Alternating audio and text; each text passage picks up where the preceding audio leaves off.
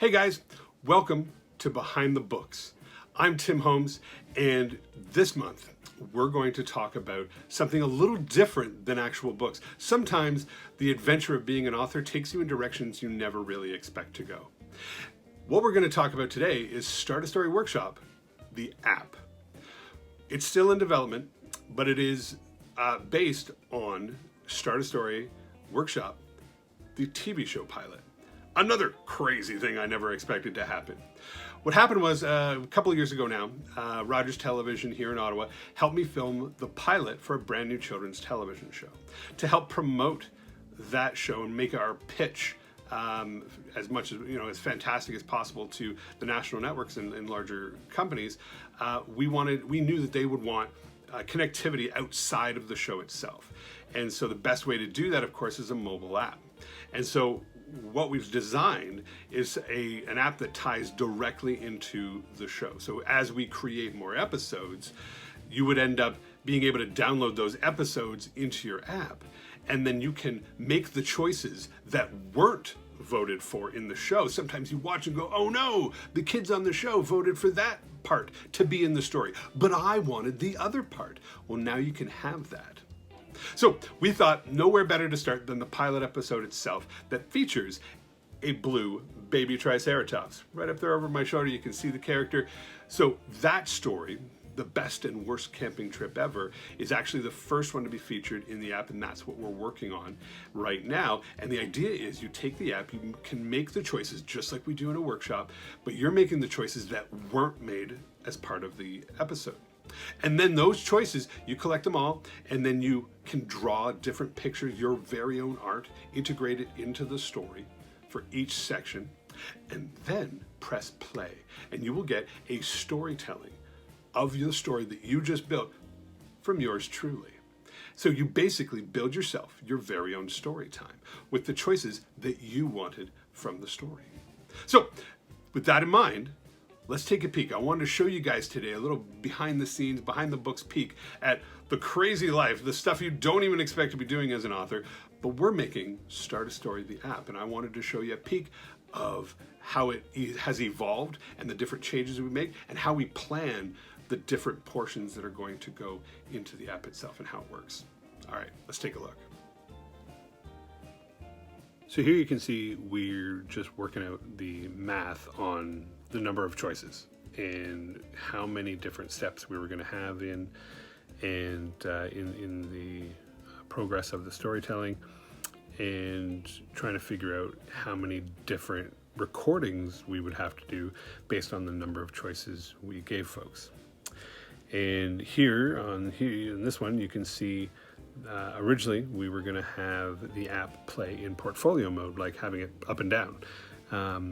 But just with a couple of usability features and trying to have the icons on there, it just ended up not being ideal to do that. We really wanted to do the landscape be a better option.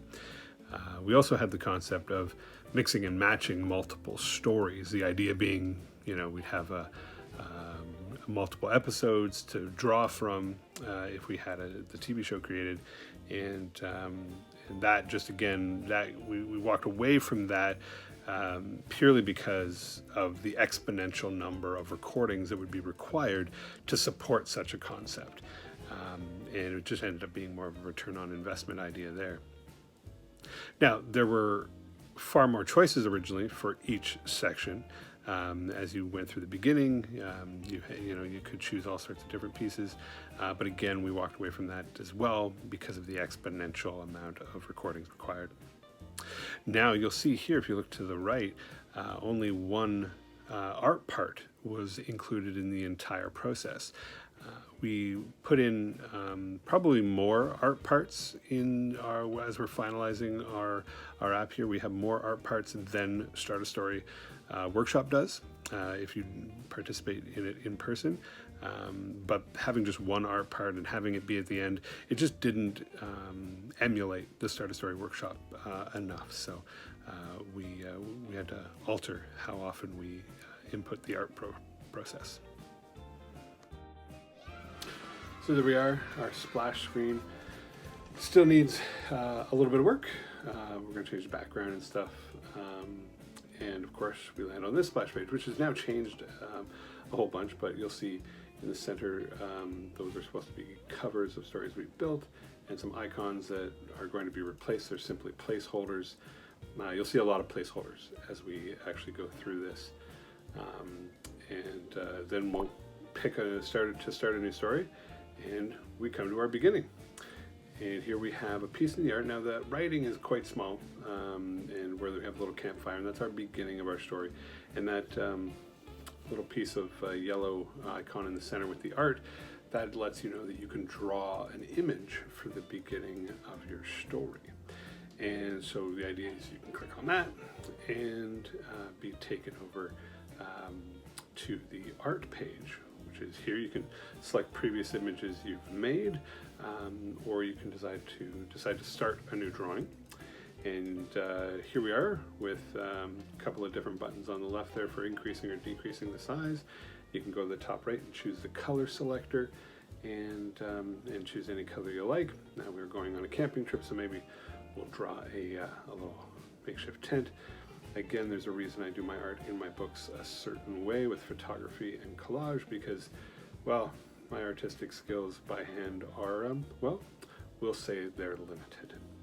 And here we've got playing around with the different colors. You've got a little toggle at the bottom that'll adjust that, so we can take the sun and make it a little more yellow, or we want a really nice gold sun, I guess, at this point. And yeah, so there you go. You've got saved the picture for that part of the story, for the beginning part of the story. Now we go back to our beginning. You can see the image is now there. We click on our arrows, will take us back and forward through the options. So here we are at the ending. Now we choose our beginning and our ending first, because we like to know where we're headed, and that's the way Start a Story works. And here it's no different. The two choices are at the top, choice 1 and 2, and you can flip back and forth between them. And once you make a selection, you go forward with the arrows, and you can choose the middle part that you like, whether we're hiking or swimming. And again, you have the option to create art for this section as well. So you can go in and, hey, here we go. There's the friends hiking, right? Really grumpy looking, bug looking dude, but there you are. And then we can do a rushing river, or maybe we're going to find the egg behind a tree. All sorts of different choices you can make for the middle part of your story. And each part you can make 2 different choices at, and for each part you get to draw that part. And when we finish our story at the end, all of that art will be shown. All the art you did will be part of the story, and it really gets kids feeling like not only did they make all the choices, but they added pictures to their story as well. And here we get to name our story, which is always kind of fun. So for this particular one, we'll just we'll call it The Story of Awesome. Why not? And congratulations, you started a story. And of course, there's all sorts of different sound effects and audio and stuff like that. And then of course, if you'd like to, you can do art for your front cover. And that's what would show up on this menu screen, is your front cover. So you click on your choice, your story that you just made, and you can choose to read the story. And here we are with The Story of Awesome. The text is down there along with the pictures, and you can choose to read that to your family or have your parents read it to you, whatever you like. Or you can click on the icon on the left there and generate a video. Now this does take a little bit of time, and so this middle section here where this says, ooh, this takes a minute, it's actually, well, a good decent minute. And so we're going to play around with the idea of having that text in the middle change around, and maybe it'll tell us a joke, and you can learn a new joke while you wait. It'll also potentially have a series of congratulation messages, or goofy stuff. We'll see how much we can get in there and play without overdoing it. We want to focus on the app itself working really, really well, and little bonus features like that, little tweaks like that, little small touches, that will all come right before we're ready to truly launch the app as we do our debugging and stuff. So once this generates a video, what it's doing is it is stitching together all of the pre-recorded elements from each portion of the story that you've chosen, because you're about to get a storytelling from Mr. Tim Holmes. And so I've pre-recorded all the different varieties of the different sections, and depending on what you've chosen. All of them have been written to blend into one another so that all your choices, no matter what you choose, create a cohesive story. And so here you go, the video begins to play. You've got your art showing up there.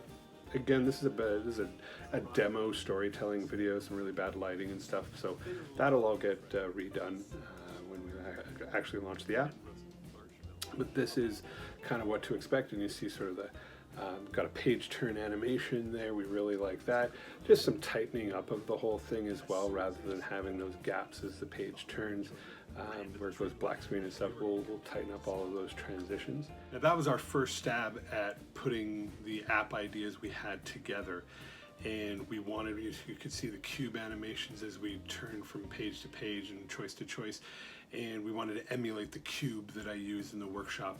And you'll see in our next iteration of the app that I'm about to show you, we took a bit of a different approach to it. And it's going to be almost like you're working at your desk, at your author desk.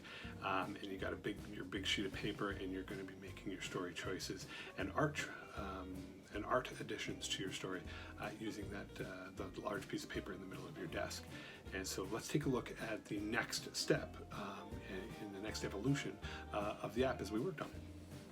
Now here you can see it getting closer to the design where we will finalize it. And we've got both a story view and an art view, and that'll speak to working on your desktop. And you can see we've got the little coffee mug and pencil there, and we're finalizing where all of the buttons and icons will fall in the final feature piece.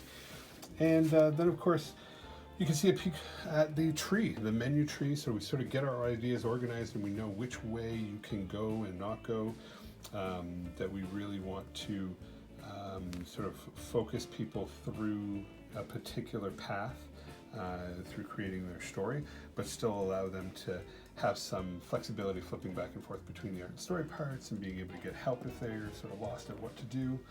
And again, you can see where we work through the middle of our story and the process very simply that it would go through, and the different notes that we've made as far as specifics that we'd want to make happen at any given moment. And then of course all the different options you would have once you do have a finalized story, what you can do with it. Now the icons are something that are really meaningful, and I wanted to embrace a sort of a minimalist view, because I like keeping things simple for the children I work with. And so here you can see going through the different iterations of icons and trying to, is someone going to look at this particular icon and know instinctively what it's going to do? Will they be able to, through a matter of deduction, realize what it does based on the other apps and where it's placed on the screen? What, are the other icons that are on the screen and where it's placed on the screen? Are they going to be able to decipher what it is? And so we also want it to be a cohesive experience as well, where we want the icons all looking like they're part of the same family, and that's where you'll see we came across these final 16.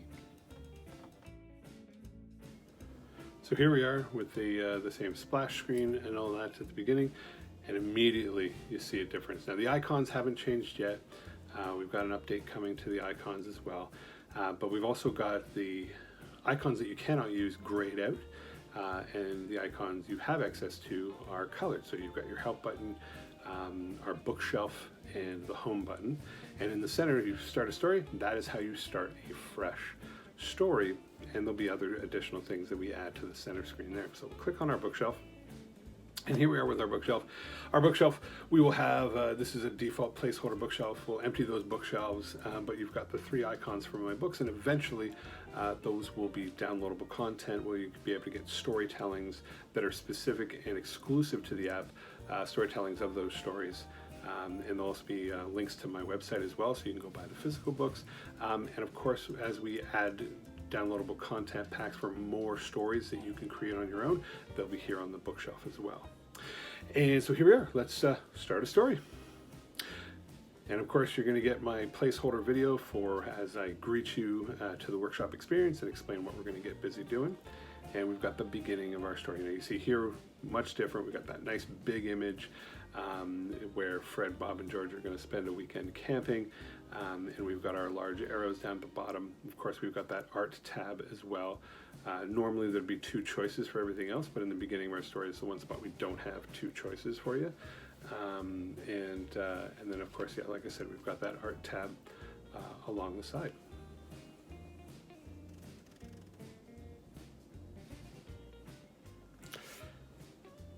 Now we're flipped over to the art side of the screen here, and we're going to draw the beginning of our story, and so you can increase or decrease the size of your marker there with the indicators at the bottom, and you can see where the red dot is on the right that it increases or decreases. And so once again, we'll draw a tent, and in my very tent style way. And because I love the sunshine, oh, there you go. I can press the undo button because I made a mistake. There you are, you got an undo button as well. And we'll change that to a nice bright sunshine this time instead of the golden sunshine. And we'll mess around with that a little bit. Not quite working. Some kind of bug to work out, right? Oh, there it is, it lit up. So little things like that to work out where, we'll piece those together. We'll get those bugs worked out. And that's a lot of what the testing process will take care of as well. And you guys, as my patrons, are going to be the first ones that we'll give access to and get your feedback on. And you guys are going to find these errors and help us discover them, which is going to be awesome. So here we are making our choices, choice 1 and choice 2 for the end of our story. And of course, anytime you have a choice in the story, you also get the option to flip your page over and draw the art that will match that part of the story. So if we've got a sad ending where the Triceratops has ruined the camping trip, well, let's draw, there we go, 3 horns, and I don't know, kind of looks like you should be playing punk music, but there you go, you got a sad Triceratops because he's sad he ruined the camping trip. And so we'll flip back over to the end part. We'll go to our middle. So our first middle, we can go friends going for a swim, or we go friends going for a hike. Now, of course, all these images are just placeholders, but it gives you the general idea of how the story is going to progress. And then, of course, we're going to draw the first middle. We want the art to go along with that as well. And so how about this nice close-up of hiking legs? How about that? My favorite artistic technique is stick figures. I use it a lot when I'm creating my own books. And of course, we could go to a rushing river, or we can go to muddy hills. These are our choices that we get to make. I like muddy hills. It's actually a really fun part of the storytelling, and if you choose it.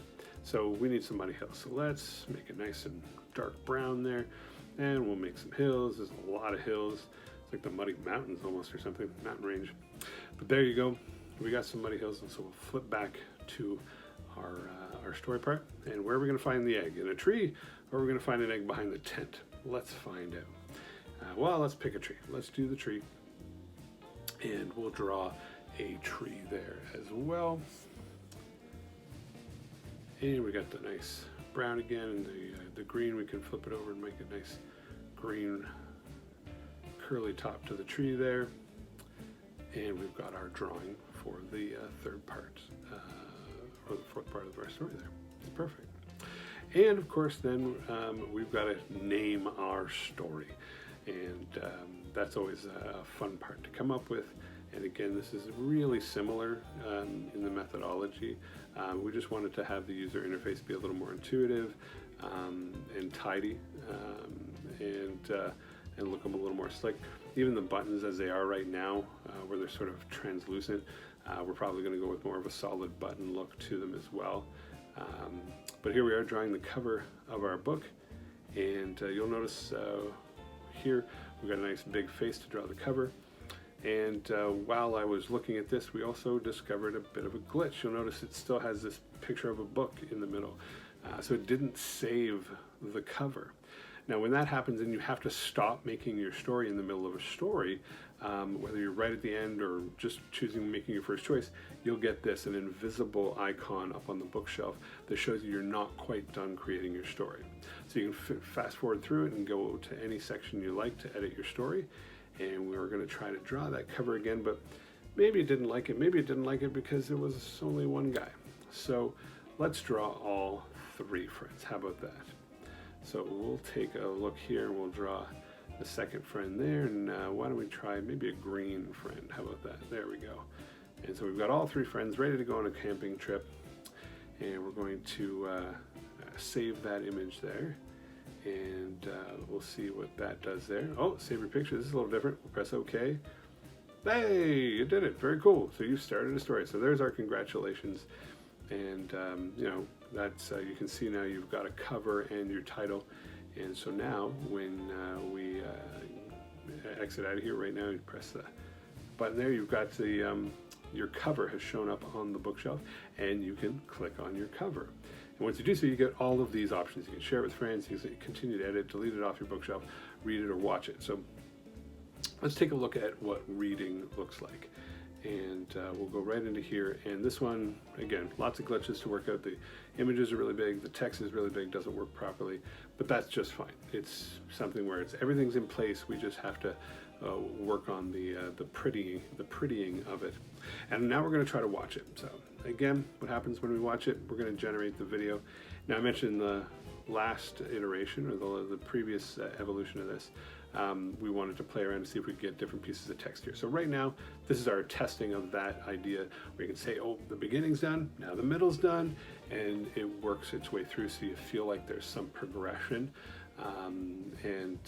My software guy, or my programmer guy, my developer, ended up putting in the different color codings to it all as well, which is very, very cool of him. He paid some respect to the blue, red, and yellow colorings that are part of the Start a Story branding and logo, so that was kind of a nice touch.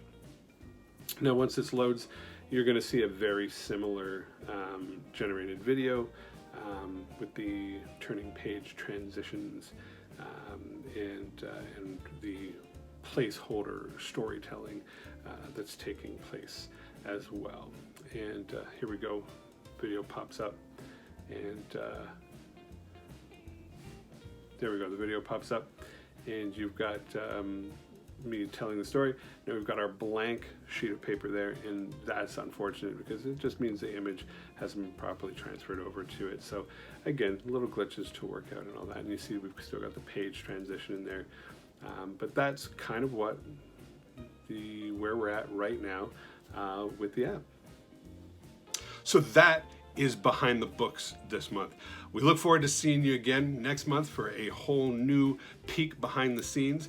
And I really want to make sure that you guys, as my patrons, know that you will be the very first folks. Once we have an app that's ready to test, we're going to make sure that you guys are the first to test out the app and give us your feedback and let us know what kind of changes, what you'd like to see. You could discover bugs and problems that we haven't figured out. I want you guys to try and break it. Yeah. So thank you so much for watching, guys. Take care of yourselves, take care of your families, and always have fun creating.